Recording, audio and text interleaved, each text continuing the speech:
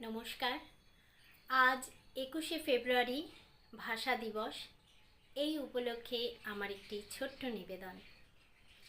মোদের গৌরব মোদের আশা, আমরি বাংলা ভাষা। মোদের গৌরব মোদের আশা, আমরি বাংলা ভাষা। মাগো তোমার কোলে তোমার বলে কতই শান্তি ভালোবাসা। মাগো তোমার কোলে তোমার বলে কতই শান্তি ভালোবাসা।